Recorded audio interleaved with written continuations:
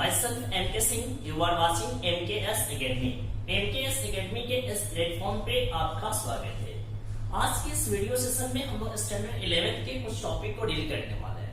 जैसा कि हम लोगों का जो चैप्टर चल रहा था मोल कंसेप्ट यानी एनसीईआरटी के according some basic concept of chemistry का, उसमें बहुत सारे टॉपिक को हम लोग अच्छे तरीके से कवर कर चुके थे। अपन आज के इस टॉपिक में हम लोग डील करेंगे क्या कुछ ऐसे टॉपिक जिसका इस्तेमाल कभी कभी न्यूमेरिकल क्वेश्चन को डील करते समय हम लोग करते हैं, और वो खासकर वो जो टर्म जो आते हैं जैसे कि हम लोग एम्पिरिकल फार्मूला, मॉलिक्यूलर फार्मूला, इन सब से रिलेटेड जब क्वेश्चन करते हैं तो वहां पे कभी कभी वेपर डेंसिटी का कंसेप्ट लगाना पड़ता है। तो वो जो वेपर डेंसिटी जो होते हैं वो क्या होते हैं, उसके कौन से कंसेप्ट को हम लोग अप्लाई करते हैं, ठीक है, बस उसी चीज पे हम लोग बात करने वाले हैं। ऐसे एम्पिरिकल फार्मूला और मॉलिक्यूलर फार्मूला से रिलेटेड जो भी न्यूमेरिकल प्रॉब्लम्स होते हैं उसमें जो हमारा वेपर डेंसिटी का जो कंसेप्ट होता है उसमें हम लोग सिंपली यही फार्मूला का इस्तेमाल करते हैं, मॉलिक्यूलर वेट बराबर 2 into वेपर डेंसिटी, बस यही कंसेप्ट है। बट हम लोग थोड़ा सा पढ़ रहे हैं अच्छा तरीके से तो और भी जान लें कि ये वेपर डेंसिटी का कंसेप्ट क्या है। तो वेपर डेंसिटी आपका एक प्रकार का क्या है कि वह एक रिलेटिव डेंसिटी है, मतलब कि हम लोग किसी भी गैस की डेंसिटी का जब हम लोग कंपेयर करते हैं किसके, हाइड्रोजन गैस के डेंसिटी से, किसी भी गैस के डेंसिटी का हम लोग कंपेयर कर रहे हैं किसके डेंसिटी से, हाइड्रोजन गैस के डेंसिटी से, तो इसी चीज का जो रेशियो होगा वो हमें क्या देगा, वेपर डेंसिटी देगा। इंस्टेड हम लोग सबसे पहला हेडिंग डालते हैं आज की इस वीडियो सेशन में, vapour density.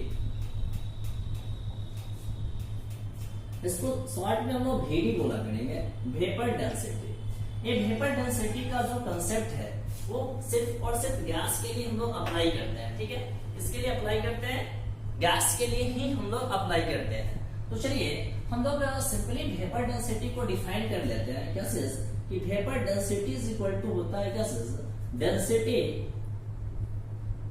Of a gas बटा डेंसिटी ऑफ हाइड्रोजन गैस। यानी कि जब हम किसी भी गैस के डेंसिटी का बात करते हैं कि हाइड्रोजन गैस के डेंसिटी के रेस्पेक्ट में, तब हम इस को क्या बोला करते हैं, वेपर डेंसिटी बोला करते हैं। अब आप लोग जानते हैं क्या चीज कि डेंसिटी इज इक्वल टू क्या होता है, मास अपॉन वॉल्यूम होता है, मास अपॉन वॉल्यूम होता है। यानी कि हम लोग बोलते हैं यहाँ से डेंसिटी ऑफ गैस बराबर क्या चीज, मास ऑफ गैस बटा वॉल्यूम ऑफ गैस। तो आप सोच कर देखो, डेंसिटी ऑफ ए गैस को हम लोग क्या बोल सकते हैं, mass of certain volume of gas बोल सकते हैं, ठीक है। यहाँ पर हम लिख देते हैं क्या चीज कि mass of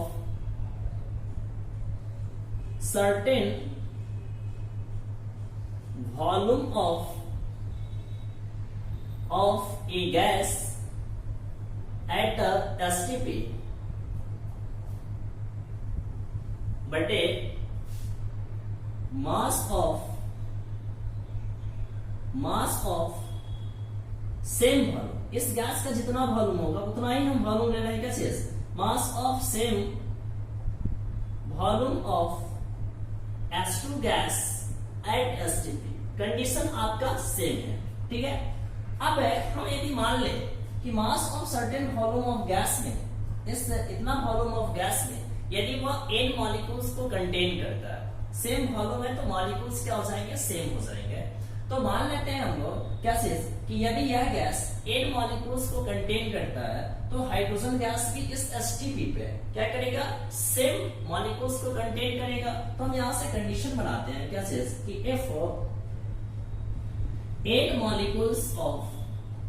if n molecules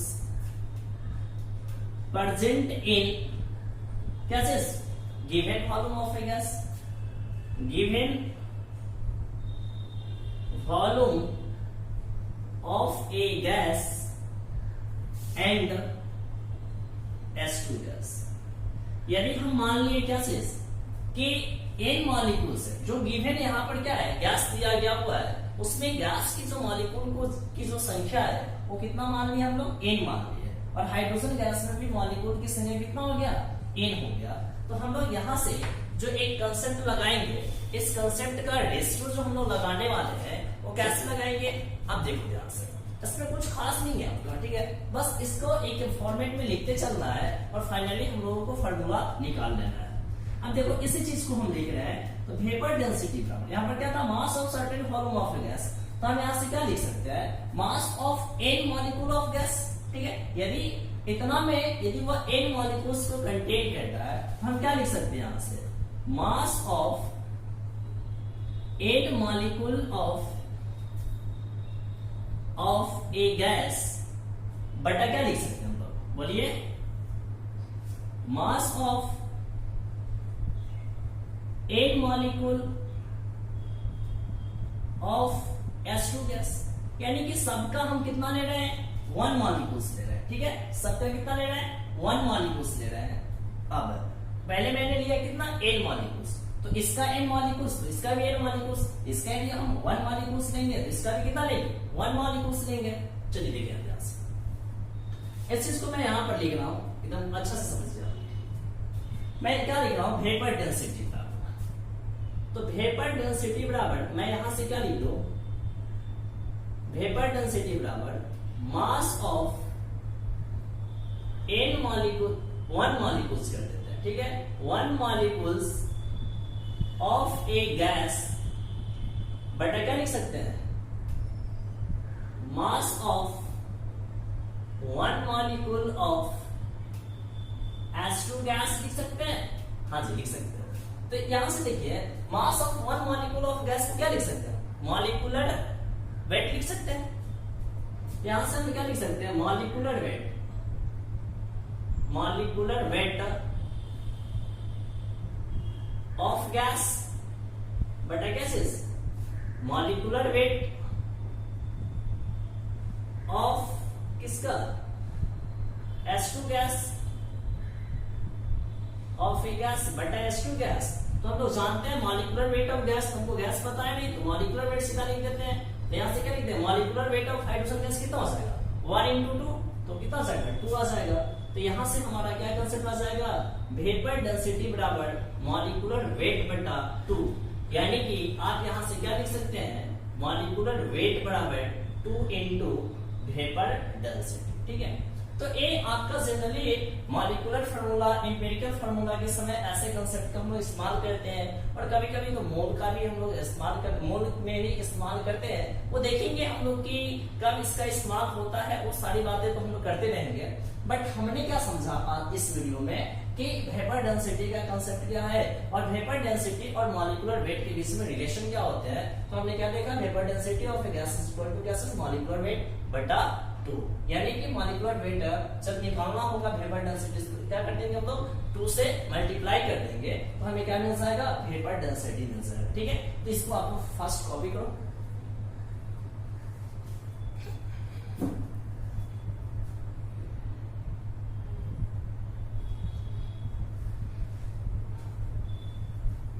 जल्दी कीजिए।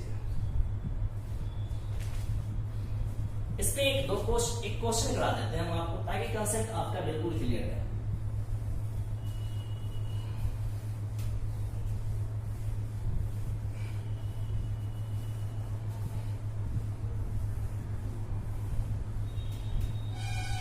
देखिए, किसी भी चीज को आप पढ़ रहे हो तो थोड़ा सा अच्छा से पढ़ो, ताकि बाद में चलकर आपको कोई परेशानी का सामना ना करना पड़े।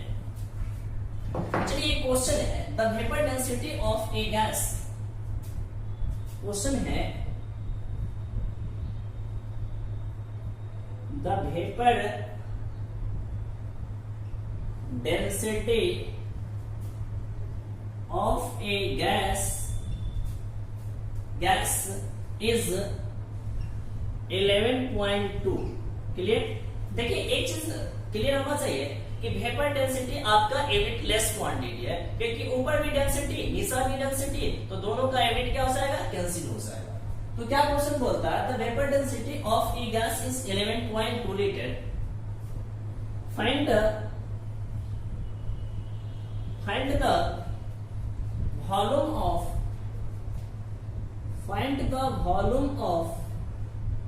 11.2 ग्राम ऑफ ए गैस। आप देखिए ध्यान से क्या दिया हुआ है, यहां से वेपर डेंसिटी दिया हुआ है, वेपर डेंसिटी कितना दिया हुआ है 11.2 दिया हुआ है, और साथ में क्या दिया हुआ है मास ऑफ गैस दिया हुआ है, यानी कि गिवन मास ऑफ गैस दिया हुआ है कितना 11.2 ग्राम, और हमें क्या निकालना है तो इसका volume of gas find out करना है। ठीक है, तो चलिए आप यहां से कैसे वॉल्यूम फाइंड आउट कर लीजिएगा। एक चीज आप बताइए, गिवन मास ऑफ गैस कितना है 11.2 है, तो मास पता है, यहां क्या पता है वॉल्यूम पता है, सॉरी वेपर डेंसिटी पता है, तो आप यहां से किस कंसेप्ट का अप्लाई कीजिएगा। देखिए, तो वॉल्यूम ऑफ गैस निकालने के लिए हमें क्या चाहिए, मोल चाहिए। इस क्वेश्चन में हमें क्या चाहिए, मोल चाहिए, और मोल निकालने के लिए गिवन मास चाहिए और बटा क्या चाहिए, मोलर मास चाहिए, मॉलिक्यूलर मास चाहिए। तो ये तो हमें पता है नहीं, ये तो पता नहीं है, गिवन मास पता है लेकिन मॉलिक्यूलर मास पता नहीं है, क्योंकि यहाँ पे कोई पर्टिकुलर गैस का नाम नहीं दिया हुआ है। तो यहां से हम लोग क्या करेंगे कि इस वेपर डेंसिटी का इस्तेमाल करेंगे और मॉलिक्यूलर वेट को फाइंड आउट करेंगे।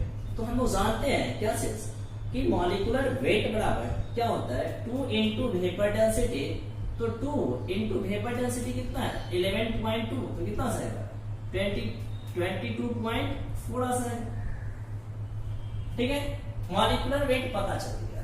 अब इस मॉलिक्यूलर वेट में हम लोग क्या कर देंगे, ग्राम लगा देंगे, तो हमें क्या पता चल जाएगा, मोलर मास पता चल जाएगा, molar mass of a gas पता चल जाएगा कितना 22.4 ग्राम, हम लोग जानते हैं। अब यहां से क्या करेंगे, इस गिवन मास और इस मोलर मास के द्वारा हम लोग मोल को फाइंड आउट कर देंगे। ठीक है, तो मोल ऑफ गैस कितना हो जाएगा, mole of a gas is equal to given मास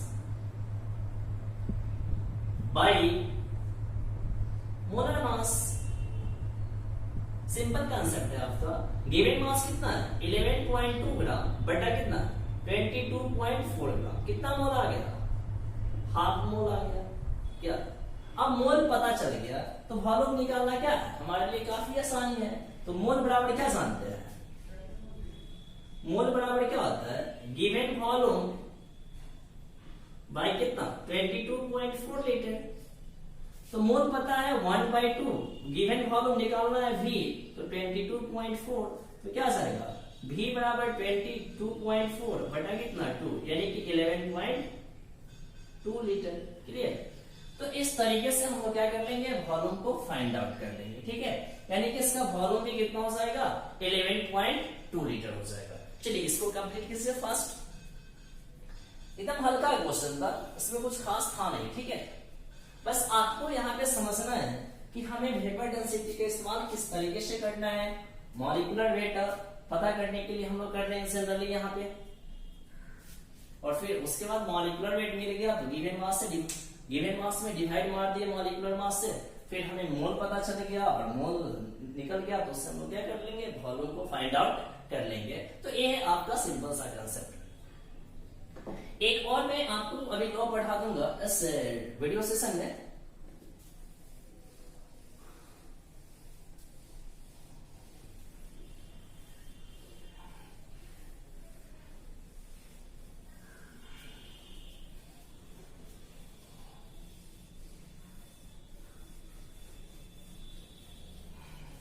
देखिए हम अभी बात करेंगे Dulong and Petit's law. Dulong and Petit's law. देखिए ड्यूलॉग एंड पेटिट्स लॉ का इस्तेमाल जो किया जाता है वो किसके लिए किया जाता है, determination of atomic mass of solid element. ये सबसे पहले बात याद रखिए, इससे कुछ ज्यादा पूछा नहीं जाता, बस यही कंसेप्ट याद रखिएगा कि ड्यूलॉग एंड पेटिट्स लॉ का इस्तेमाल किसके लिए किया जाता है, determination of atomic mass of solid element. Solid element के एटॉमिक मास को फाइंड आउट करने के लिए हम लोग ड्यूलॉग एंड पेटिट्स लॉ का इस्तेमाल करते हैं। अब ये ड्यूलॉग एंड पेटिट्स लॉ बोलता क्या है, तो ये ड्यूलॉग एंड पेटिट्स लॉ बोलता है क्या चीज कि जो एटॉमिक मास होते हैं, एटॉमिक मास और उसका स्पेसिफिक हीट, दोनों का जो प्रोडक्ट होता है वो करीब करीब 6.4 के क्या होते हैं, इक्वल होते हैं। यानी कि हम यदि बात करें यहां से तो क्या लिखेंगे, अकॉर्डिंग टू दिस लॉ क्या बोलेंगे, बोलिए the product of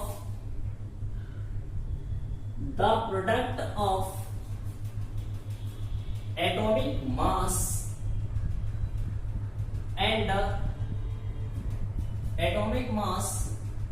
and a specific heat of solid element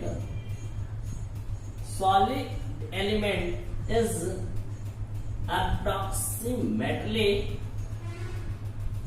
approximately equal to 6.4। यानी कि यहां से आप लिख सकते हैं specific heat into atomic mass is equal to 6.4। करीब आप इक्वल टू लिख सकते हैं, ठीक है। तो यहां से आप क्या लिख सकते हैं, एटॉमिक मास बराबर क्या चीज 6.4 बटा क्या चीज स्पेसिफिक हीट, ठीक है। ये आपका एक सिंपल सा कंसेप्ट है ड्यूलॉग एंड पेटिट्स लॉ का। चलिए इसको आप लोग फटाफट कॉपी करें, फिर हम लोग आगे बढ़ते हैं।